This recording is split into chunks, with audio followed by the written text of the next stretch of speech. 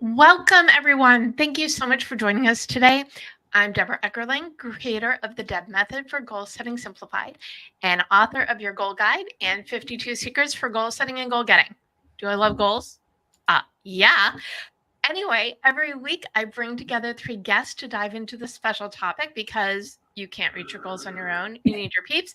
And today I've got wonderful peeps, and we are talking about magic and change because don't you kind of need magic for change, and change brings about the magic? Well, we will find out today with our wonderful guests. We've got Emily Hawkins, Jonathan Pritchard, and Bob Woods. And I'm going to let them do the honor of introducing themselves. If you're joining us live as GoalChat Live, or watching the replay, or listening to us as GoalChat on the Marketing Podcast Network, we are glad you're here and choosing a topic that can't be talked about enough: change. So, welcome, friends. Emily, please share who you are and why you're here, and we will go from there. My name is Emily Hawkins, and I am the founder of LeaderSHIFT, where I teach small businesses how to streamline their processes, their people, and actually keep more money and become more profitable. And I truly believe that change creates magic. And when you are willing to change, that's where the magic happens. Well, and I love that your business is called LeaderShift. I mean, how many times did you have to roll that around in your head? It just came to me. Honestly, this was the easiest business decision that I ever made.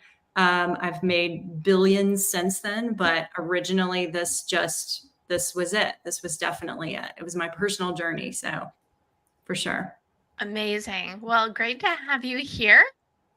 Jonathan, our mind reader who actually inspired the topic, welcome back to GoalChat. Hey, I'm super excited to be back. So yeah, I'm Jonathan Pritchard, founder of ZAVANT Enterprises down there. And what we do is help companies be more successful with their branding, marketing, sales, negotiations, and also their trade shows. We do that through better communication skills and persuasion put into service of ethical decision making. So it's not manipulation and coercion. It's more helping the right people make the right decisions without letting themselves get in the way of it. And, obviously you are magic, right? Yeah, Yes, I traveled the world since about 2009 as a full-time professional mind reader. It's like a magician that got a degree in magic, and then you get your master's degree and PhD in mentalism. So it's all the skills of reading minds, predicting the future, apparently doing all those kinds of psychic things. But it's really all just a mixture of applied psychology, showmanship, and having the moxie to pull it off. and that's my recipe for success. Awesome. Well, and the word that I'm kind of stuck on from your intro is the whole ethically looking into things, because I'm sure magic sometimes gets a bad rap.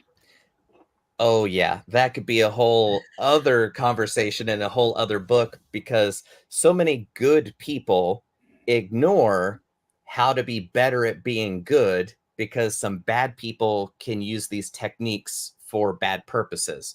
So most folks tie in ethical persuasion with manipulation and coercion, and therefore don't learn how to be advocates for themselves. They don't know how to help people help themselves, because the belief is, oh, they'll just know it when they see it. And unfortunately, seeing is not believing.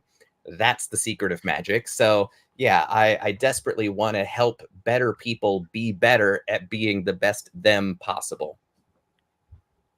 Love that. And great multiple repetitive use of the word better, because isn't that why we're here? We want more, whether it's better career, better business growth, what have you.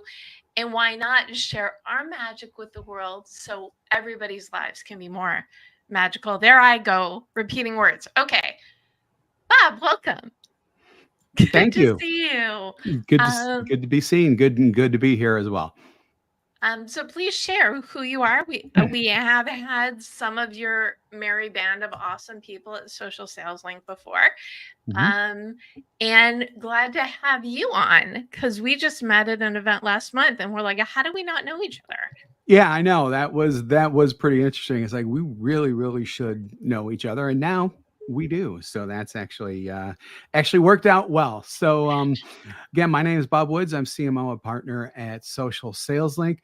We help salespeople and sales teams start all important first conversations with their prospects without being salesy. So that means that we help them use content and messaging through vehicles like LinkedIn, as well as Sales Navigator. And now that AI is really coming along and helping us do these types of things, we actually train on how to use AI, ethically and genuinely, and it can be done used ethically and genuinely to really help salespeople start conversations, but start them in a natural way after building relationships, and definitely, not being that stereotypical finger snappy kind of, salesperson who is only interested in closing the deal and moving on to the next one. We are not about that type of thing at all. And there's that word again, ethically, because when we are our best Jewish self and even using the tools at our disposal, they're just ways to elevate, right? Yeah. So let's start by diving into the topic. Why on earth would I put magic and change together? Well, I feel like it's a natural, but I would love to get your take about what is that relationship between magic and change, and then we could talk about how they work together. So Jonathan, I'll let you go first since our conversation inspired the topic. What do you think? You got it. To me, change is the original magic. And I mean that in back when we all sat around the campfire and had shamans, to the Middle Ages and alchemy, because alchemy is the science of transformation. We're trying to transmute a base material into a finer, refined essence. So lead into gold. And if you don't believe that change is possible, good luck. You're stuck forever. You're never going to have anything different. So the ability to transmute your time, effort, and thoughts into changing reality is magic. And most people don't think about that. Like every tool that we're using that isn't a stick or a rock first started as somebody's idea. It just existed in the plane of concepts.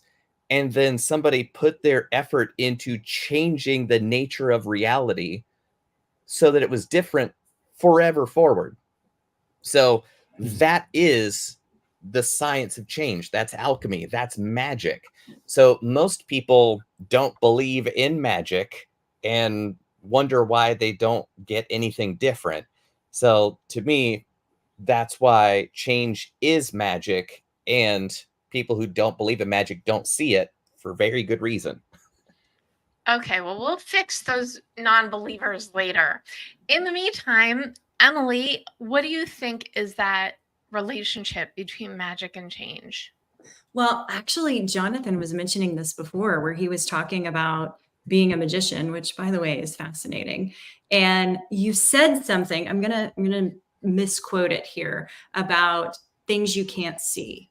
And when you think about change, to me, change is believing in something that you can't quite see yet. And that in and of itself is where the magic comes in, because at some point you decided, I have a new goal, and in order to reach that goal, I've got to change these certain beliefs, behaviors, any of these types of things. And the whatever you're changing to doesn't truly exist yet. You can't see it with your eyes. And typically, at least this is my story, the change that I thought I was going to have was dramatically different and more and better than I ever realized. And that to me was true magic. So that's my opinion. I think we have to throw faith into the mix too, right? Yeah. Oh my gosh. Of course. Most definitely. Yeah. So, Bob, what do you think? Yeah. So I think that to me, as more of a business guy, I almost put like a bit of a process to it. So magic leads to change, in my opinion. But what do you need for magic to start? You need to take an action for it to start, because a magician doesn't just stand up on stage and go, then all of a sudden magic happens and then something changes. You need to start doing something to get the magic going, to get that ball rolling so that it ends up changing something. So to do that, and this gets back into a little bit more about tools and even just mindset, you need to have an open mind to accept magic so that the magic can lead you forward to change. And then with that, you need the tools. And let's talk about modern tools nowadays, not just what I deal with, is like LinkedIn and AI and all that stuff, but whatever it is that aids you in creating that magic leading forward to change. Because even magicians use tools, whether it's a mind reader who is just using their senses and their brains to interpret what's going on, or the typical sawing a lady in half, or a deck of cards, or whatever. Those are all tools that people are using to create the magic. And then once the magic trick, or whatever you want to call it, I don't mean to offend anybody by that, but when it's over, you have changed. Something has changed. So need to apply that to the business process, which is, I believe, something that we all do here in our own separate ways. If you're listening to this as GoalChat podcast, just the audio, it's worth it to just take a peek just for Jonathan's facial expressions while Bob is talking and nodding to that value of magic and the action and the tools. And everything that you all are saying really speaks to what I believe in, because the DEB method, determine your mission, explore your options, brainstorm your path, my system for figuring out how to embrace change, whether it's by choice or circumstance. And it does start with that action. You need to get to a point when you say, life's okay, it could be better, or life sucks, but it could be better, or life's great and it could be better. But if you don't start with that moving forward, that action, then what do you have? Stagnation, and whatever is the opposite of change.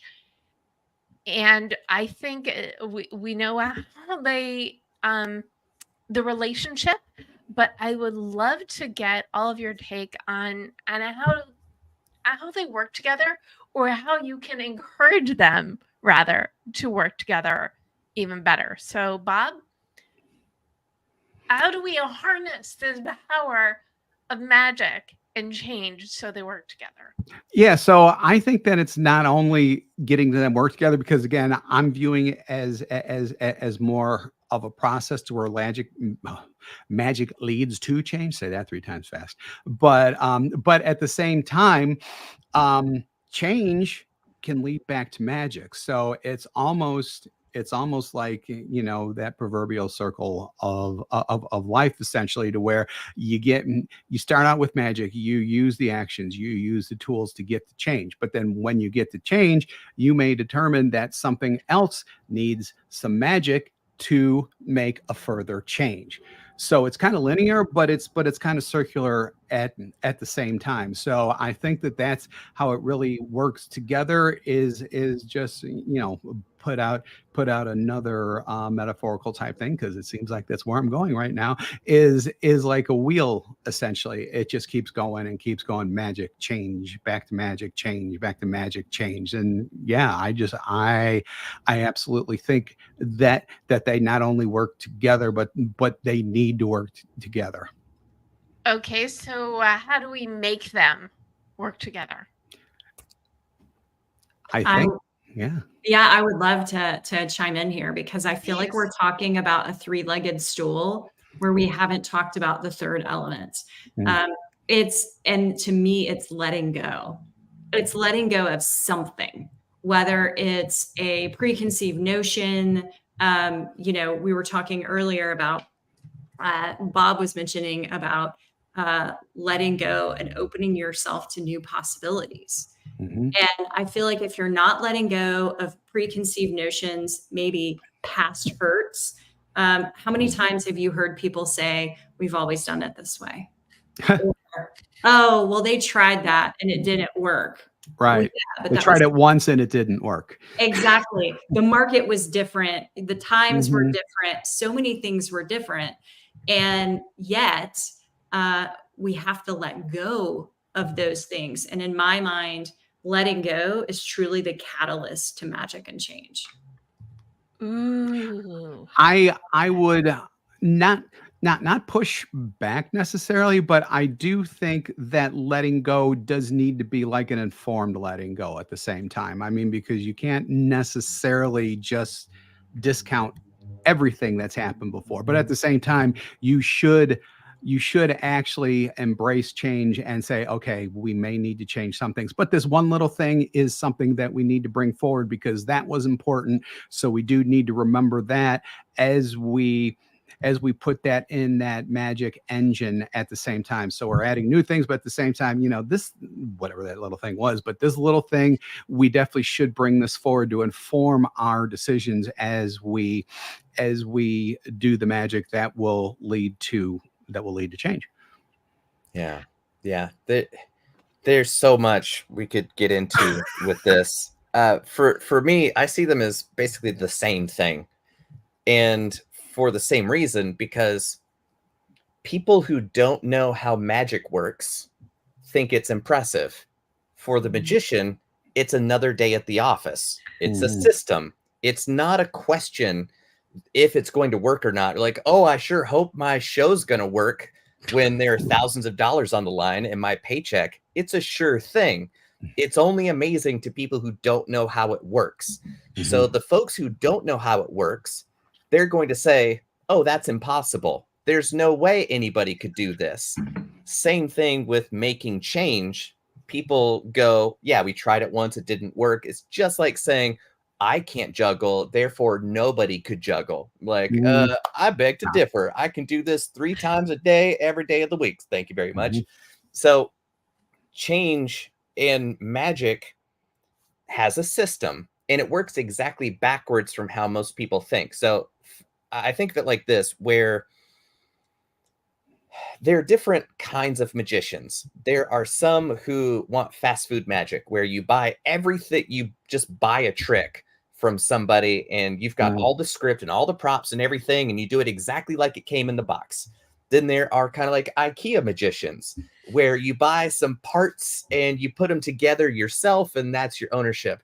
Then there are a few craftsmen who do everything by hand. They imagine everything and then build it. And what happens is you have to start with, what effect do I want the audience to walk away believing happened? Right? Do I want them to see something levitate? Do I want to see something change? Do I want to see something disappear? What's the effect? Then work backwards to, well, how would that happen? And then what skills do I need to make that happen? And then now I got to go practice. And all of those could be stuff that don't exist yet until you make them. So it's exactly backwards, which is why most people say it can't happen is, well, it can't happen for you because you haven't seen it before. You don't believe you're capable of making it happen. But please stop interrupting the folks who are doing it right now. I love this whole thing about systems. And what I find most fascinating is I think Jonathan, Bob, and myself are all magicians. And that is literally what we do for a living. All three of us are telling people this is actually not hard. But what we do is 2 different pieces. I believe that all 3 of us, what we have in common, we have a system, but it's not just a system. It's also behaviors. Oh, yeah. And if you bring those behaviors in, then the magic and the change happen. Just like Jonathan can't go and, be a blueprint and like trying to be exactly Jonathan in every business that he touches. Bob doesn't do that with his clients either. Yeah. It's not like, oh, let me just do this rubber stamp for every single person and now you have it. That would be just a system, right? Mm-hmm. For me, it's the beliefs and the patterns and the behaviors that you set up for those people that actually get out their own magic. And that's the authenticity. And I'm going to go back to what we were talking about before, the authenticity and the ethicalness of all three of the things that we do, because it's authentic and it's real for that person or that business. Oh, I've got it. I Yeah. have to yes and then I will let you guys jump in. And it's really not the three of you, it's the four of us. Because if you think about Deb, it is a system of goal setting simplified. But the way in which that I differ in my hence the yes and is you need to set the foundation in order to ignite the change. Because it's great to know where you're going, but it starts with knowing who you are first. And that is my, I hate it when people say special sauce, but I can't think of a better phrase than that right now for it. Yeah. So, Yeah. right? It's like, it's like we all, and I mean, all four of us at this point, we all bring our own magic, but we're also very dependent on the magic of the people who we are helping. We're kind of bringing that into, and because it's almost Halloween, let's go with the witch motif at this point. We are putting it all into the cauldron, double boiling trouble. We're creating something out of all of this great energy together, all this magic that is going to lead to positive change for the people who we help, who will then see benefits from what it is that we do. Yeah. And talking to Emily about letting go, for me, it was holding on to, I'm the star of the show here. I'm special. I've spent a lifetime learning how to do something you can't do, and you're here to make me be the amazing person I am. Weirdly, my show didn't really take off when it was framed that way. And then when I let go of being the star and thought, how can I put all these skills to use highlighting audience members who were kind enough to join me on stage and make them the star of the show, put everything I've got in service of my audience, suddenly the show's got a lot better. And then when I let go of I'm just a performer, and then started realizing, oh, all the techniques and principles I'm using on stage, I've used in my own life to make my dream come true.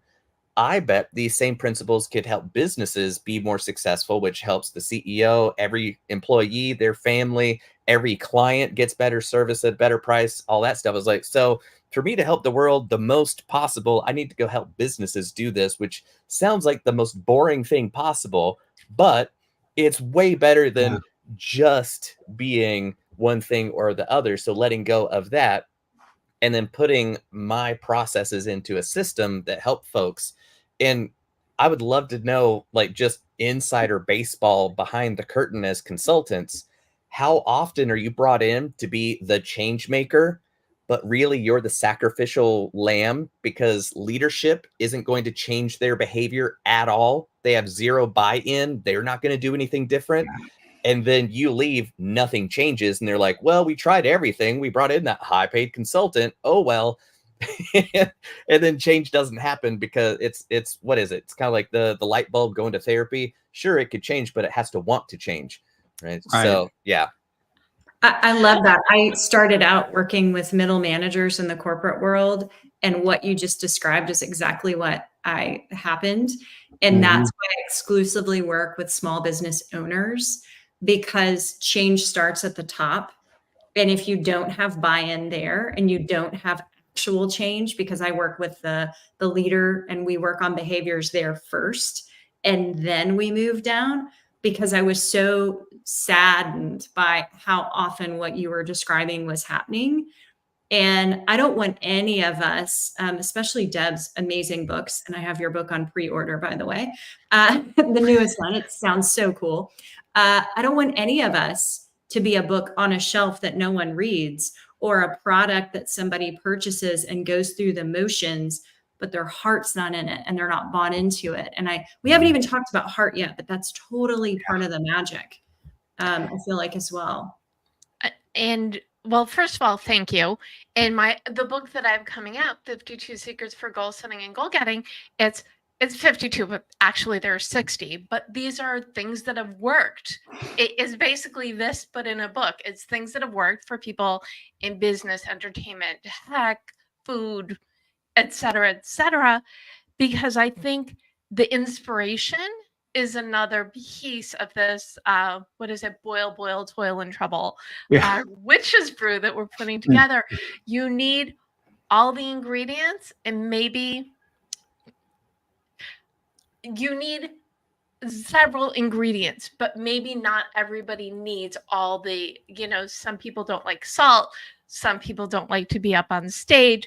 Some people are not, are introverts. I don't understand that one, but apparently they exist. But to figure out, wait, are you an introvert, Jonathan? Oh, Is that yeah. what you're saying? I'm And an Emily? I'm an Am I outgoing the introvert. on this call? Little Okay. bit. Yeah, It depends on the situation, but I think we all can be introverted, and that's another show. I'm for another 1,000%. story, yeah. I've learned outgoing behaviors. I present as a gregarious person, but I prefer to recharge by myself for a week at a time, seeing nobody but my wife and kid. Like that's it. But to me, it's all about how you recharge. Are you energized by being around a lot of folks, or are you drained by them? For me, it's draining. But I would rather be on stage in front of a large group of people than in a large group of people. And then I'm tired after, and then I'm not going to talk to anybody for a while. That's there are probably more people out there who are like that than you think. Mhm. I really do think that, and I also think that people can be introverts and yet present themselves as extroverted, and it's not a mask necessarily. It's just more of a little bit of what's expected, and I think not all introverts, but certainly some introverts can actually lean into being extroverts, but then at some point it's like, just like Jonathan said, that's enough. I'm done. I just Fill me found out. that the people who could speak up for what they want were the people that got it. So just sitting back and not saying anything means I'm guaranteeing I'm not going to get what I want. So being a loudmouth is part of accomplishing my goals. It's just about how I prefer to recoup after I've expended energy. Yeah. Okay, this is going to shock everybody. Apparently I'm the token extrovert on the call. Even I like downtime. So Oh yeah. it's really finding the balance, but all of Yeah. these different pieces, and like with my new book, the recipe isn't the same for everybody, but if you read enough cookbooks, you can determine Yeah. what you like and what ingredients you need to put into your recipe for change, going back to Magic. this theme. That's and putting all that stuff in and getting magic out of it. I knew we'd bring it back at some point. I tangent with the best of them, but we do always come back to the starting point. And what is that first step, though? I mean, it is action, but I kind of feel like even before action, there's something that's like the precursor. Emily, what is that first step? Oh, goodness. I think it's an interesting question because I was sitting here really just going on everything Jonathan said and was like, that was me, 100% me. In school, they always tell you, be quiet, be good. So I was, and I never got anything that I wanted. So I learned very early on that being quiet wasn't actually going to serve me. And so my change was exactly what we're saying here. But the only reason I'm mentioning that is because I think that in and of itself is magical. So seeing something you want and deciding that you're going to get that, to me, that's the first step. What do I want? Yeah. And what am I going to do to get it? No action yet. Just what is that? Defining it, I think, matters so much. Because you can't, and I say this all the time, you can't get what you want unless you know what that is. So Right. definite thumbs up on that one. Bob? If you could, we have props. Okay. All right. it is not a prop. It is a holy piece of tool. But basically, it's like, if you could wave a magic wand and you could have anything that you want, what would it be?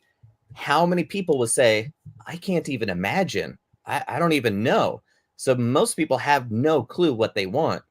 So what are the chances you're going to get what you don't know you want? You're never getting it. So I'm on board with Emily of you have to know what it is that you want if you're going to change what is into what could be. And I think it is a startling minority of people who know what they want. Step one. Like that's Right. not even talking about how effective you are at making it happen.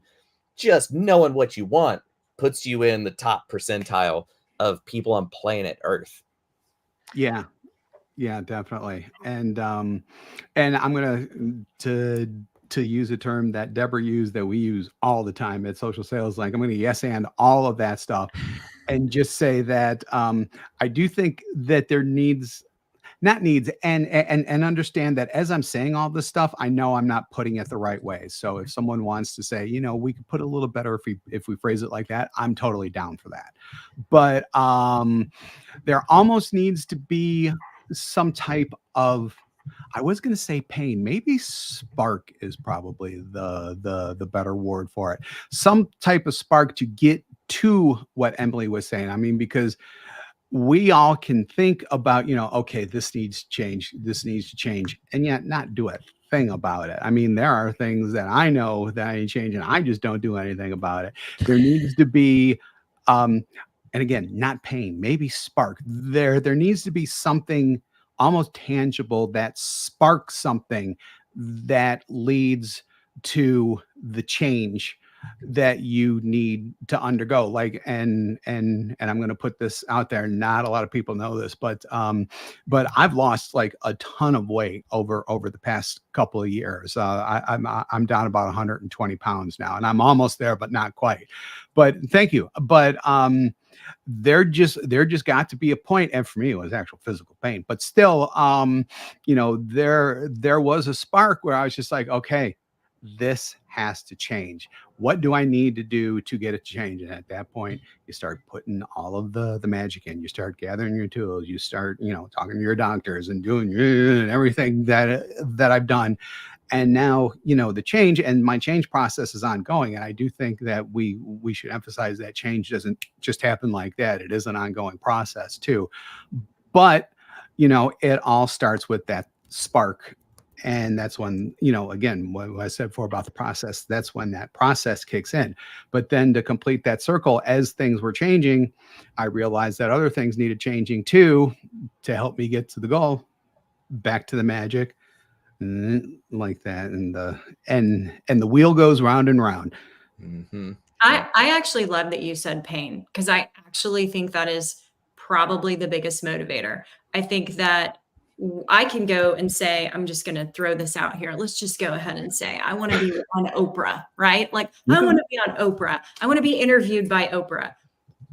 But there's really nothing motivating me to do that, like physical pain, or, you know, if I lived in my van or something like that. Like, I had a lot of comforts removed from me, or limited mobility or something like that. I really do think the majority of us are moved by some sort of pain. I mean, I bet you that all of us have a story that has us in tears, or at a doctor's office, or some sort of stark reality that was not what we wanted.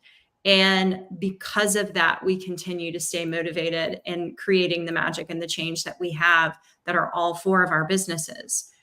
And I highly doubt all of our stories were just rose colored the whole time. And I think the pain motivates us so much more.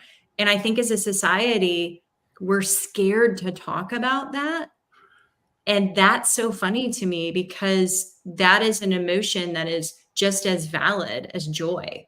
In fact, if you guys only wanted to talk about joy, by the end of this, I would probably hate all of you.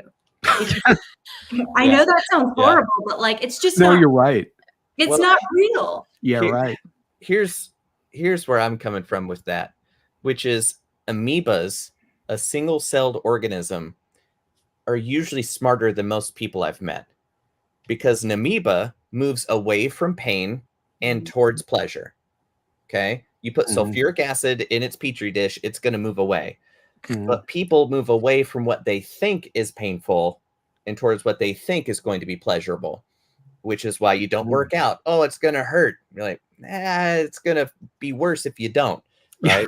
And the reason why you hate people who only focus on joy, here's something super bizarre, which is, I found it, it's the Atlas of Emotions, the Ekman's Atlas of Emotions.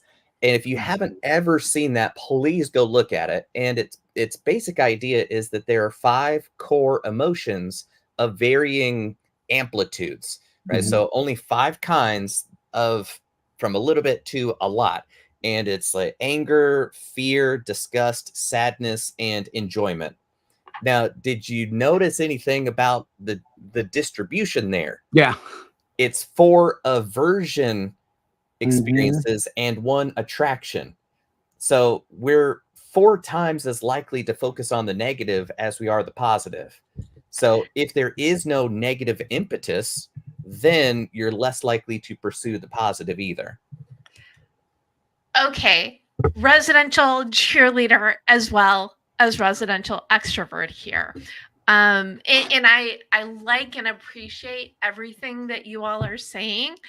I pride myself on the fact that I can have positive conversations about topics that are not as positive. I mean, change really is hard, it's difficult, but if you get to a point in life when you just can't do it anymore, and you're right, more people, they need the pain rather than embrace change by choice. But all those factors come together, and sometimes it's just not yet. And if it's not yet for the change, sometimes you just gotta ride the wave a little bit until it gets to that dead end, and you're like, okay, can't go this way anymore. But it really is, everybody has their own journey, but what we can do is share from our own experiences. So people can say, oh, they did that. Great. It's doable. It's doable in my way, but it's doable. So maybe things can be better. 100%. And what I will tell you an exercise that I did many moons ago. I was a horrible boss in the corporate world. So I was in the corporate world for 15 years. I just churned through people. It was as if I had a revolving door in my office. And one day, in a fit of disgust, I was that person that said, good help is hard to find, all the things you can think of. In a fit of disgust, I shut my office door, opened up my laptop, and started writing in a Word document, dream employee. And I started this document, they will never be late. They will never da da da da. And I looked down 5 bullets in, and they're all negative, and they're all what I don't want. And what happened was I realized that was not specific, right? Getting back to what we were originally talking about, that magic has specificity in it. So I deleted everything out of this document, and I said, all right, what's the opposite of all of those things? And I ended up writing 2 pages of what a dream employee would be, conversations we would have, what kind of work product they were putting out, problems they were solving, just all these different things. And I will tell you that I was so excited about this document for about 2.5 seconds. And the reason is because I looked at it and I realized if that person showed up, I wasn't the leader to lead them. And that was when everything changed for me, because I realized I was trying to lead everybody else's way. I was trying to do it the way I'd seen that I didn't even like. And I'd been reading all these books and doing all these things and aspiring to do these things. And it really hit me in that moment that if I didn't change, that this was going to continue to be a problem. And that is literally what birthed LeaderSHIFT. That was the very first foundation. And by the way, within 90 days, I hired 3 brand new employees. They were everything that was in this document. We became the most profitable group in the company. And I know it was because of change and the magic of letting go who I thought I needed to be. And you had the spark. Yes, 100%. 100%. Thank you so much for sharing that. Now I feel like we need to be fair, ask Bob and Jonathan about their ahas. So Jonathan, what was your aha? Mine was a big part of my touring life is performing at colleges. So the College Student Activities Board will book me to come in. I do my 70-minute mind reading show for whoever shows up, and it's a good time. But I am so far outside the standard social narrative of get good grades in high school, to get into a good college, to get a good degree, to get a good job, to retire with the gold watch. And then here comes this mind reader doing a goofy mind reading show that's deeply unsettling because I think he might actually have the gift. So college students would just line up and ask me, so wait, this is your full-time job. How in the world do you do this? And all of that stuff.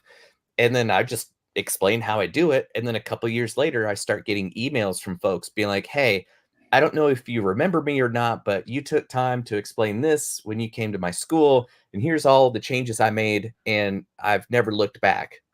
I was like, oh, this is a lot more useful and it can help a lot more people than being in service of a goofy 70 minutes.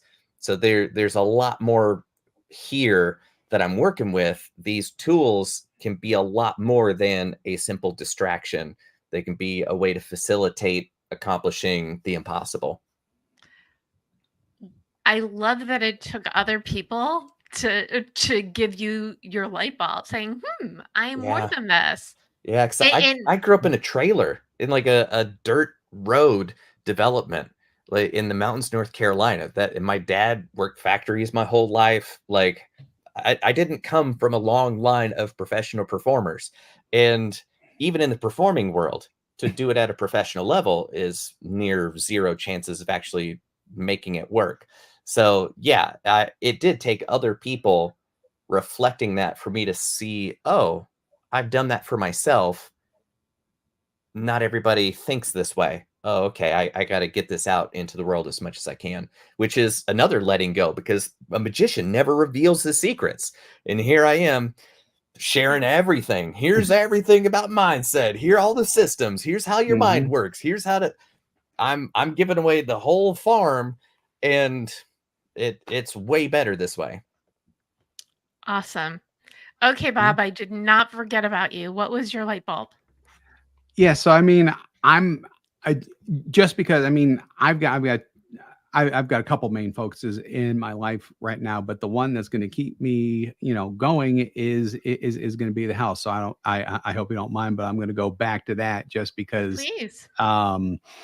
if it wasn't for that, I don't know where I'd be right now. So, I mean, the spark or whatever for me was a couple years back. I was experiencing a lot of pain in some different areas, and test results would come back and they were just all screwed up, and I was just felt like hell. And when you continue to feel like that, you can do one of two things. Basically, you can either just continue to feel like that because you don't want to change, because even though everything sucks, it's still safer than going through the alternative, which is starting to eat better, eat less, and eventually start exercising and things like that, which I didn't do at first just because I thought I was actually too heavy to like really do things like that, especially with some of the physical things that were going on. I did pick that up eventually, and I'm like crazy exercise now. But at the time, you have to start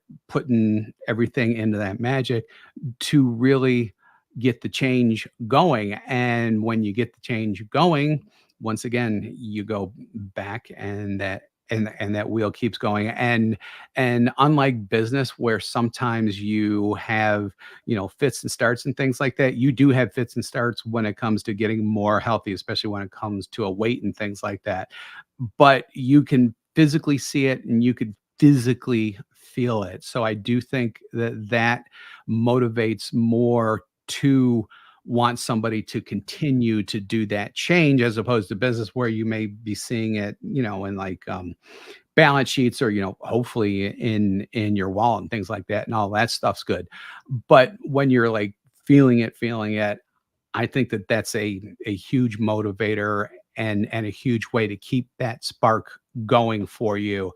So I think that one of the things that we have to figure out, and I don't have an answer to this, I just came up with this, but we have to figure out how to like kind of transfer that kind of feeling, if there is that kind of feeling, over to the more business strategies. How do we make people feel more like that about the things that they need to do in business to succeed, to get to that change, to succeed?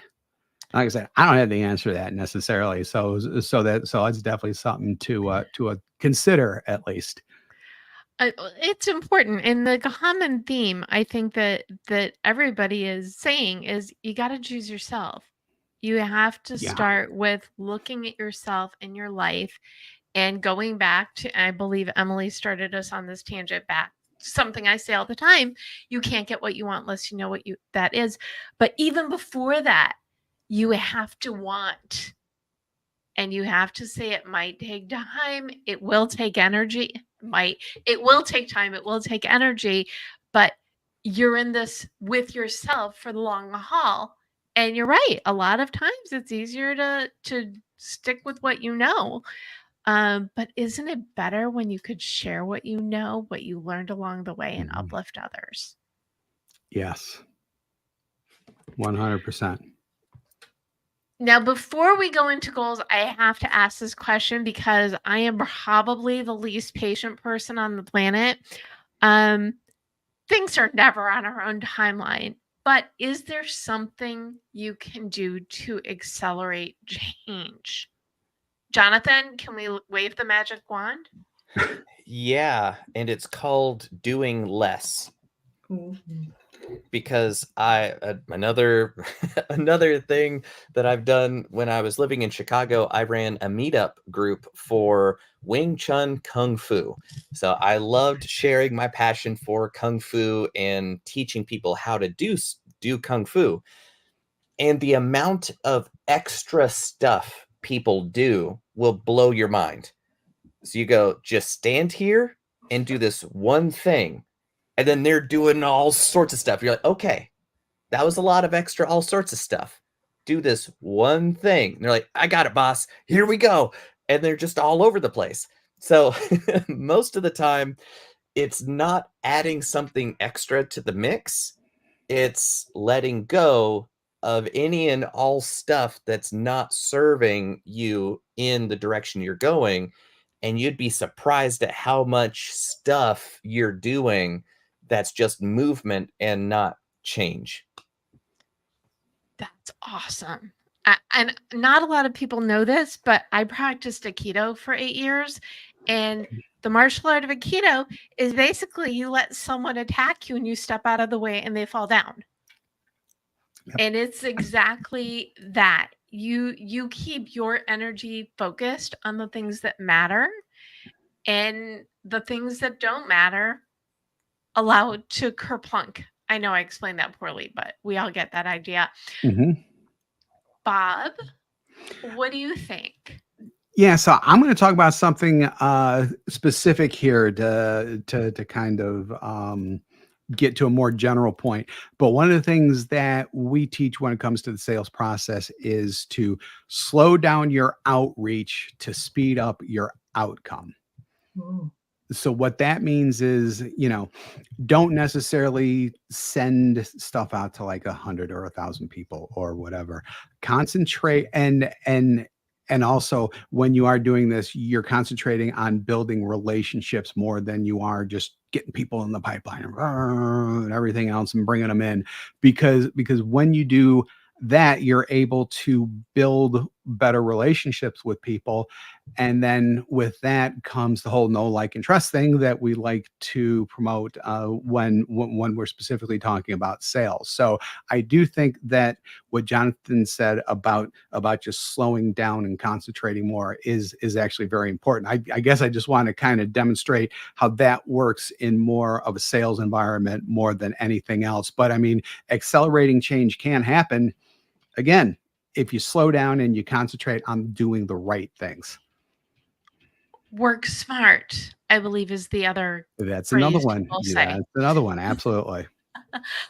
Okay, Emily, thoughts on I love accelerating this. change? So I hear a recipe that is just freaking fantastic. And it's actually what I teach my clients as well. Slow down, do less consistently.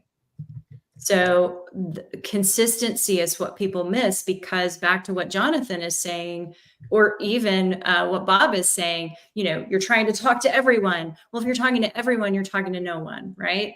And if you're doing all the things, then you're kind of doing them, half-assed, Yeah. that's great.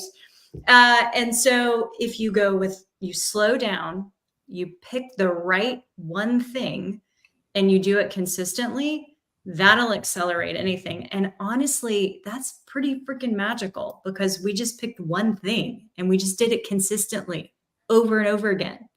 And I think measuring it too, making sure that you're going the right direction, and that it is truly the right thing. So just kind of, ooh, is this really what I want? I don't know. I'm very curious, Bob, if what happens with your clients in particular is they think they have what they want, and then they slow down and they realize the audience they have isn't the one that they actually want. Has that ever happened? Yeah, that does happen, especially when they first come to us. And so that's why we really have them work on and think about not only what audience that they want to have, but how they are going after them. And I'm putting that in air quotes for people who are just listening on audio. And that basically, that I'll make this really short. That goes into like the types of content that you're sharing. So a typical salesperson will share content that they want to talk about. Salesperson, after we get done training them, and this is where the change comes in, is sharing content and contributing value to the types of things that their customer base and their prospects want to hear, rather than about what the salesperson wants to talk about, because those are two different subjects, I guarantee you. Mm-hmm. So that's where that change really starts to come in, and that's where mindset comes in. And we've talked about mindset a little bit in the magic, but I mean, mindset really is a pretty big part of magic, I think. Yeah. Are you telling me that it's important to be able to read the mind of your clients and know what they want and then give it to them? Like that could never be Yeah, I valuable to know. anybody in any situation ever. Never happened. Well, I mean, until they get to us, it never happens. I shouldn't have said that, but yeah, no, exactly. You're exactly right. That's exactly right. Amazing. Well, such good tactical information. Let's give people a little bit more. I would love for you all to gift a goal to the audience. So what is one thing they could do today, tonight, tomorrow to add some magic to their plans to change? Emily, goal?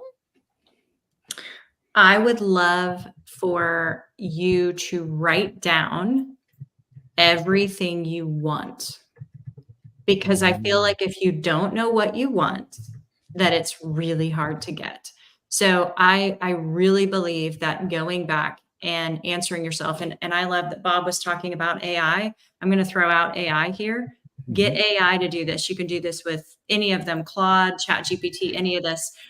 Ask ChatGPT or Claude or any of the other ones. Give me a series of questions to help me define what I want. That's what I would have you do. That would be how I would have you define that. That's brilliant. Love that. Okay, Bob, goal? Yeah. So I'm actually going to back this away from just salespeople and sales teams and things like that, because I think anyone can benefit from doing this who is trying to build business somehow, whether it's directly or indirectly. And that is just by being present on LinkedIn. And you don't even have to share content. Just start commenting on other people's content. That can be huge, because especially if you're doing it in the right way and you're actually adding value or giving an opinion on something that somebody else has shared or on another person's comment or whatever, you're actually gifting a bit of yourself to everyone else. And even if you're not directly selling, you're just looking to network, or you're just looking to meet people who have common goals and interests as you do. If you're not at least out there putting yourself out there, the whole introvert versus extrovert thing that we were talking about before, if you're not at least out there doing something like that, how are people going to know that you want to do this type of thing, essentially? So get out there. And even if you are an introvert, you're staring at a computer screen, you're on a keyboard. It's not like you're on stage. So just go ahead and just start taking that little leap. You don't have to do a lot. Just start taking that little leap. See what happens as you get more comfortable. Start doing it more. It's really not difficult to do, and you might be surprised at the results. Low barrier to entry. Instead of just lurking, just do a little and a little at a time. And before we get to Jonathan, I'm throwing out a bonus goal, because this is what you were saying in the accelerating change. Make a 15-minute appointment with yourself, even if it's just Monday through Friday, Monday, Wednesday, Friday, and spend that on what you are creating for yourself. And it can be through your LinkedIn goals, it could be through writing out what you want. But gift yourself the time and put it in the calendar. Yeah, I was just going to add that, if you didn't say that, if you don't put it in your calendar, especially if you're like me and you live by your calendar, it ain't going to happen. Okay, Jonathan, sorry to step on your goal. I'm sure it was something else. Go. All right. This is, if it is terrifying to you, then it goes double, which is start a YouTube channel. Straight up. If anybody ever asks you, how do you, whatever you do, you need to have a YouTube channel, because it's the place people go. It's evergreen. If you're working at human psychology level or anything, just start a YouTube channel. And I think of it like a big digital billboard, and everything you put out is one pixel of the billboard. And if you do one thing, nobody's going to be able to see the big picture of what you're doing. So the more you can put out, the more comfortable you get communicating your ideas, the more opportunity has surface area to find you. So if you just keep it all locked in your brain, or like a magician, keep those secrets, then nobody knows what you can do for them. So put it out there, educate folks on the problems that you solve and how they can solve them. And then they'll realize, this is really difficult to solve. I should probably go hire this guy. So that is why I'm hands down full on in favor of starting YouTube channels. And basically the goal is to stop keeping secrets. Stop keeping secrets. Pull back the curtain and show people. And when people know the secret, they're more impressed too. You're like, you're telling me that's what you're doing, and you make it look like you're doing nothing? Oh my God. It's more impressive to know how the secrets work. This is wonderful information, great goals. Friends, where can people learn more about you? Emily? You can find me at Emily Hawkins, the number 4, the letter U.com. You can also find me at Emily Hawkins for you on all the social platforms. And I do have a YouTube channel, and I find it interesting that highest video, how I do my hair, the process of how I do my hair. You cannot make this stuff up, people. Anyway. That's awesome. Jonathan, where can people learn more about you? icanreadminds.com. That's the easy way to spell it. Nobody knows how to spell Jonathan. Nobody knows how to spell Pritchard. So I registered icanreadminds.com, and that'll link out to all my books, my businesses, my YouTube channel. And for me, it's like the number 1 video has more than 100,000 views on how to use Obsidian, a personal knowledge database management tool, to keep track of your 1,000 ideas and interlink them. Like, I've got more than 15 hours of here's how to use this tool to keep track of what's in your head. It's phenomenal. But yeah, that's it. icanreadminds.com. Fantastic. And Bob? So I really want to make a joke right now about Jonathan can actually just read my mind and tell you where I can go, but I'm not going to do that. So instead, socialsaleslink.com is our main website. We do have a free content library that has so much information that we give away. Imagine that. So that's at socialsaleslink.com/library. You sign up for it. You get access to ebooks, videos, old master classes, coaching sessions that are on video. Just way, way too much stuff for me to even start talking about here. Wonderful. And I am at the Deb Method everywhere, and you can subscribe on YouTube, Instagram, all of the places. And if you go to the debmethod.com/blog, you will get the recap, the highlights, the goals, and a lot of different highlights of this wonderful conversation.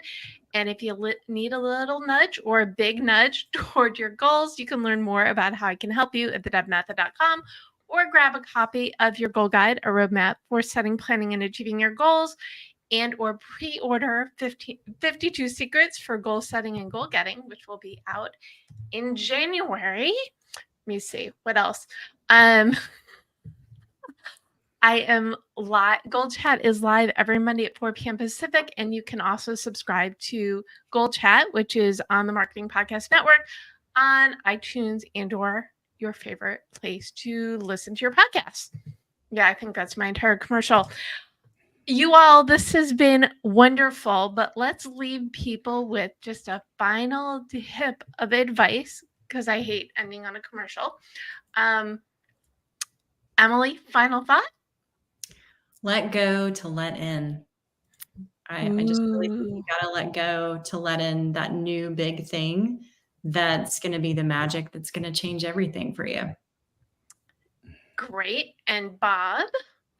I'm going to use one of my old sayings that came from someone else. I forget who, and I always feel guilty whenever I say this, just because I don't remember who said it originally. But I think it's a pretty good one, which is why I stole it. Stop talking about how. Now I'm going to forget it. Stop talking about how you help people, and just help people.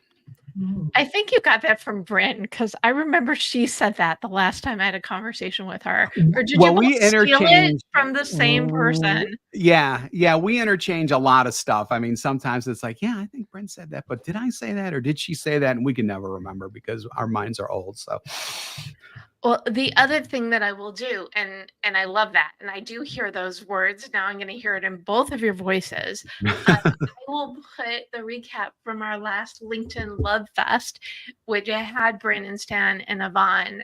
So if you want a little bit more help on that LinkedIn content inspiration, it will be also debmethod.com/blog.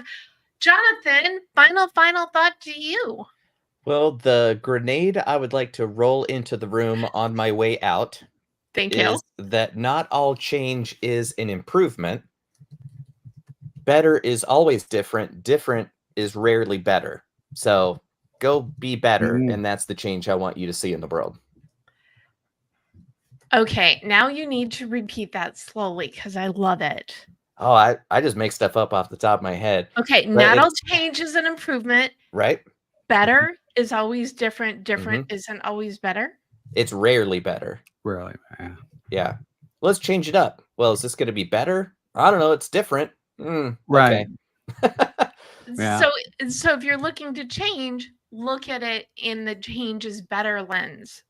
Right. I mean, like, life is change. No moment is the same from any other moment. So in an empirical way, you can't not change. However, changing things just to change them is rarely a good strategy for improving your situation. Which is why if you slow down, you hit the pause button and you do less to make it more. Right. Because if you're using the wrong tools, the wrong system, all that happens is you screw up faster. But if you're going slow, you're giving yourself more time to recognize that you're going off the rails and get back on track. Okay, don't screw up faster. Go slow and steady. Screw up slow.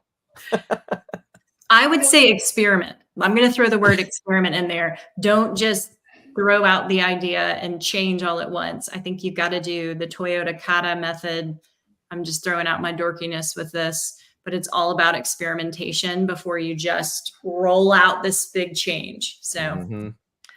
So I think what we're saying is give yourself grace, give yourself time to invest in your spark and figure out what change you can slow and steadily put into the world. Yeah.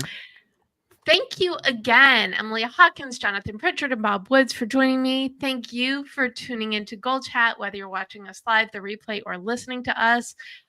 Life is change. Use some magic and change for the better. Improve your life and the lives of those around you. Thanks again. Go on out there, make some magic, and have some change. We know you can do it.